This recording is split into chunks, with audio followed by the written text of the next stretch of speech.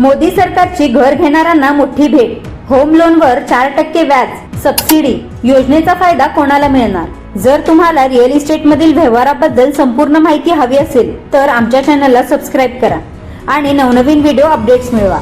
Subscribe करा आणि तुमच्या रिअल इस्टेट नॉलेज मध्ये भर घाला. प्रत्येकाचे स्वप्न असते की स्वतःचे घर असावे, पण ते साध्य करणे सोपे नसते. बहुतेक लोक हे स्वप्न केवळ त्यांच्या आयुष्यातील कष्टाने कमावलेले पैसे गुंतवून साध्य करतात. केंद्रातील नरेंद्र मोदी सरकार आर्थिकदृष्ट्या कमकुवत घटकांना हे स्वप्न साकार करण्यास मदत करत नाही, तर मध्यमवर्गीय व्यक्तींना त्याचा फायदा मिळवून देत आहे. कसे ते समजून घेऊया. मोदी सरकारची योजना हे स्वप्न साकार करू शकते. ही योजना अत्यंत उपयुक्त ठरू शकते, विशेषतः मध्यमवर्गीय आणि आर्थिकदृष्ट्या कमकुवत घटकांसाठी. बहुतेक लोक घर खरेदी करण्यासाठी आणि दीर्घ कालावधीसाठी उच्च व्याजदराचे EMI भरण्यासाठी गृहकर्ज घेतात. म्हणूनच बरेच लोक घर खरेदी करण्याची आशा सोडून देतात. अशा व्यक्तींसाठी मोदी सरकारची प्रधानमंत्री ग्रामीण आवास योजना दिलासा देते. गेल्या वर्षी 2024 मध्ये केंद्र सरकारने गृहनिर्माण योजना शहरी 2.0 ला मंजुरी दिली. या योजनेअंतर्गत मध्यमवर्गीय, आर्थिकदृष्ट्या कमकुवत घटक आणि कमी उत्पन्न घटकातील लोकांना त्यांच्या पहिल्या घराच्या खरेदीवर व्याज अनुदान मिळेल.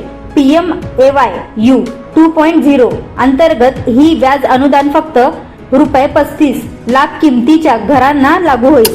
तुमच्या कर्जाची रक्कम 25 लाख किंवा त्यापेक्षा कमी असणे आवश्यक आहे. जर कर्जाचा कालावधी 12 वर्षापर्यंत असेल तर 8 लाखापर्यंतच्या कर्जावर 4% व्याज अनुदान उपलब्ध असेल.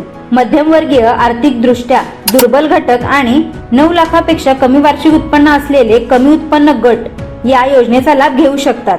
शिवाय अर्जदाराचे देशात कुठेही घर नसेल तर ही योजना पात्र असेल.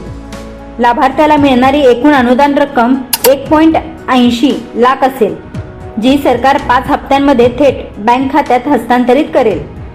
लाभार्थी वेबसाईट, OTP किंवा स्मार्ट कार्डद्वारे त्यांच्या अनुदान खात्याची माहिती देखील तपासू शकतात. सरकारने या योजनेसाठी एकूण 2.30 लाख कोटीची तरतूद केली आहे, ज्यामध्ये व्याज अनुदान हा एक प्रमुख घटक आहे. पुढील 5 वर्षात या योजनेचा फायदा 1 कोटी नवीन शहरी कुटुंबांना होईल, असा सरकारचा अंदाज आहे.